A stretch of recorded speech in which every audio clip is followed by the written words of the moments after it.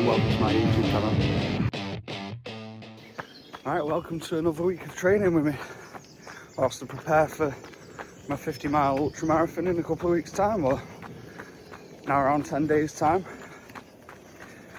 This week I'll run through the gear that I'm using, what my plans are for hydration and fueling. Let's go. So we started off the week a little differently this week. Usually we'd be in the gym, but it's nice weather, so we thought we'd start off with the run. So it's just a 5k trail-ish run to start the week.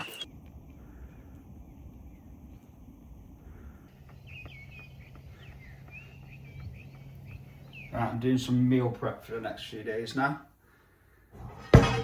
And it's what has been known on social media as boy kibble. It's basically just beef mince, rice, which I made earlier. Gonna do some onion in it, and then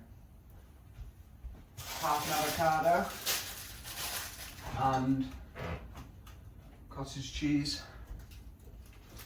and then drizzle a bit of honey on it, something like that. It's a dead simple lunch, and it's got good protein, good fats, good carbs, and it's pretty tasty as well. Little update is me and 4 of the lads have signed up for the Manchester Marathon next year. 2 of them are starting completely fresh on their running journey. Never ran marathons or half marathons or anything like that before, so that'll be interesting. Hopefully they stick at it. I'll try and help them stick at it as well and support them along the way.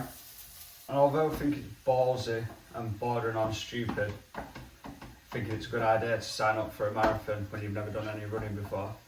As we're all getting into our 30s now, and none of us are bulletproof, you get away with it more in your 20s obviously, but as you get into your 30s, it feels like all your life decisions start to catch up on you. It's pretty nice that a few of them are changing the mindset and setting themselves a goal, although it's like a lofty goal. I think it can be done because I did it. I signed up for a marathon and then an ultra marathon the month later, after only getting into running like 6 months earlier, so obviously it can be done. But what I've said to everyone is the marathon isn't the achievement in itself.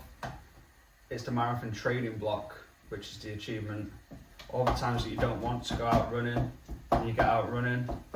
The commitment to doing it 3-4 times a week. Learning about your body, learning about fueling and nutrition. It's all important. Learning about injury prevention as well. Obviously you pick up little injuries along the way, so you need to be strength training, stretching, things like that. I heard a quote online. Basically, it's people who don't like running, they haven't built up enough of a cardio base to actually enjoy it, or they're just trying to run too fast from the outset. Because once you give it a few months and you start building up a bit of fitness, not every run feels hard. You start to enjoy running a bit more, and you notice that you're getting faster naturally, heart rate's lower. It can become quite addictive, for me anyway. I'd love for everybody to transition into trail running, and then you can join me in the hills on long runs, join me on ultra events where we can take part in it together, achieve some shit together. But I know that everybody's not into the same things as me. And ultras are no joke either.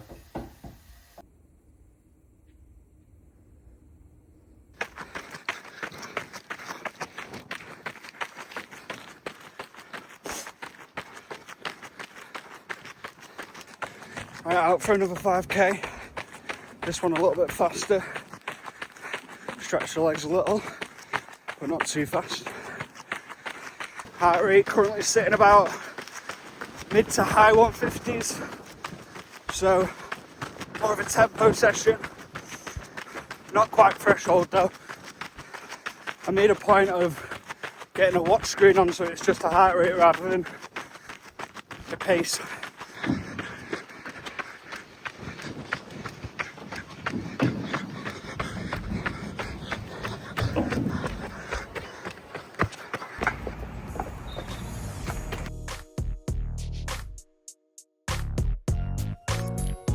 Some proper GTA loading screen vibes from this tune. I've decided to shorten down the clips just a little bit because who really needs to watch me grimace for like 50 seconds in each set. Let me know if you did actually like watching the full sets though, and I'll do that in future. Bulgarian split squats, one of the most important exercises if you're into running. Single leg, so it helps with imbalances. Single leg extensions for your quads. This is an important one for me because I'm trying to become a better trail runner and it'll help me on the descents.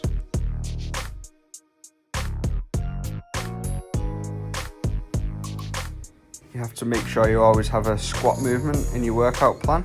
So we chose pendulum squats. Good for overall leg development and leg strength. Very important.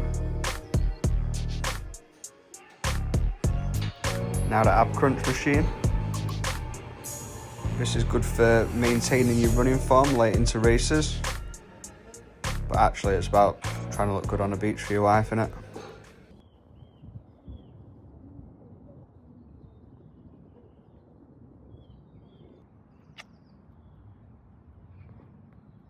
Ain't that good? Ain't that good boy? Another spin on the boy kibble today.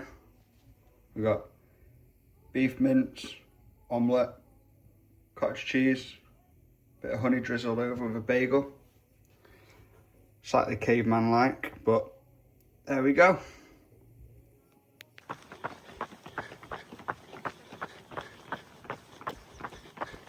Me and the wife just out for a post-work short 3k run. Decompress after being sat at a desk.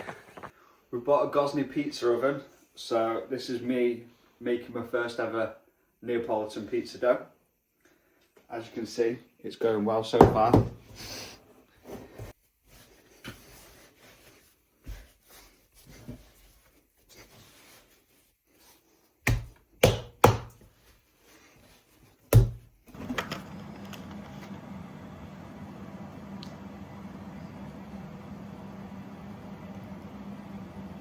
Hey.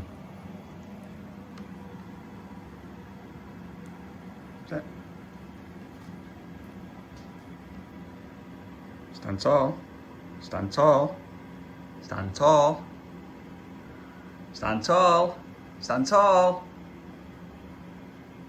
Down. Up. High five. Have a kiss. Good boy.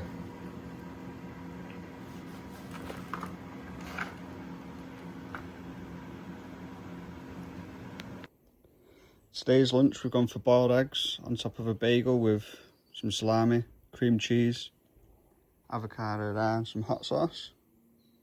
Gonna sound like a broken record, but good mix of fats, healthy fats, carbs, protein.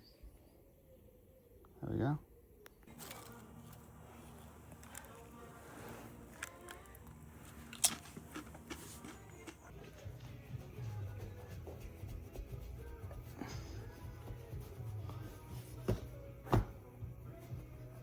You already missed a step. Did I? You go round at the end, yeah.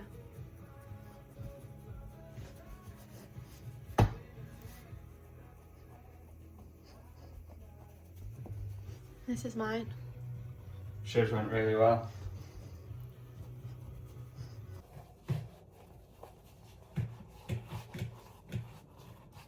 Right, nervous. Let's see how we get on. I'm actually pretty nervous. Go on. Oh. That went in easy. Smells nice.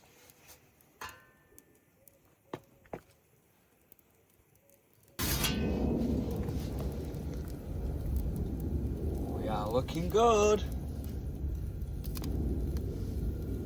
Wow, that is looking great. The sides are puffing up like they should, aren't they? I know. Wow. We should definitely go into business, Shiva.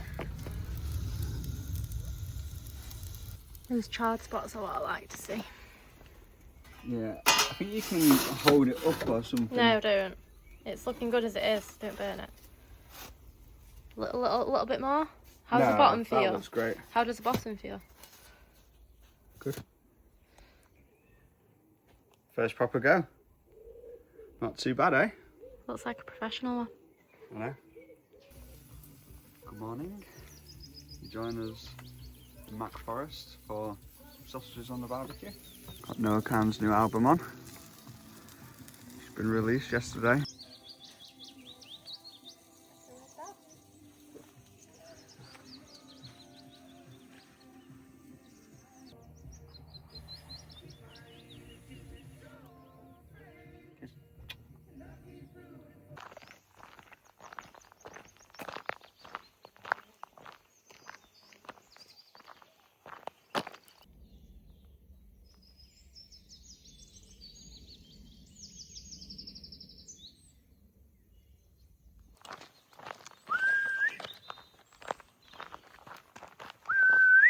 Crazy Ed's decided to go and run to the top of Shutlingslow.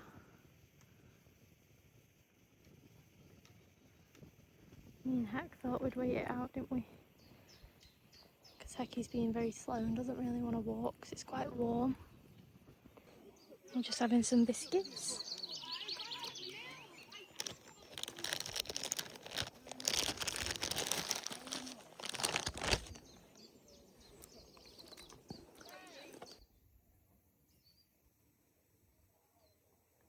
Waiting for his daddy. Finish. Just 2 kilometres. Crazy. He was waiting for you. Nice that. Real nice. Nice bit of practice. Right. Now would be a good time to run through a breakdown of the gear that I'll be using on the day. I've not said yet actually, but the 50-mile ultra that I'm doing is the GB Ultra Pennine Barrier, which is in the Yorkshire Dales. It's only my second ultra that I've ever done. First one was the Kendal Skyline. Did that last year and it was the end of November. Boggy as anything, so slipping and sliding most of the race. This one will obviously be a lot different because at the moment, pretty nice weather, so it should be dry. That being said, the running shoes that I should be wearing on a day are the Asics Trabuco 14s. Last year, I wore the Asics Trabuco 13 Gore-Tex. Obviously, November, it was raining, and these kept my feet dry, or dry enough, and they are actually really good. I didn't have any problems with them. The only reason why I'm going to be wearing these ones probably is because it helps with the ventilation. So the fact that it's not got any Gore-Tex means that my feet should be able to breathe a bit more, which means I shouldn't get blisters, or I shouldn't get too many blisters, or hopefully they might not be that bad. To prevent these blisters, last time I used this tape, it was a lifesaver, I think, so I'll probably strap my feet up anyway with this. You just cut it down to size, slap it on your balls of your feet, and away you go. So yeah, that's running shoes. Socks, I'm going to wear the Adidas Terex. These are merino wool, and that should also help with blisters or blister prevention. They serve me well. We'll probably be using them again. I did tell you on a previous one that I've got these toe socks, but I scrimped and scraped a little bit. Got some cheap ones, and they don't feel that breathable, to be honest, so I'll probably give them a miss on the day. Alright, what am I wearing? So, where are we? I've just got some My Protein undershorts. These should help with chafing on the inner thighs and stuff like that. Compression shorts, so it's meant to do something regarding your muscles, but I can't for the life of me remember why. But also pretty handy storage in the sides there, so you shove some gels in there, or your rubbish or whatever, phone, whatever. Over the top of them, I've just got some standard Nike shorts. Not much needs to be said about them. Pretty loose, so yeah, they're alright. Poles. These are the OMM Carbon Z-Lite poles. Obviously, it says in the name, light, they are light, made of carbon fibre. Don't really know much about poles, but they are quite easy to get all sorted when you're running. Pull it like that, and away you go. And then to put away,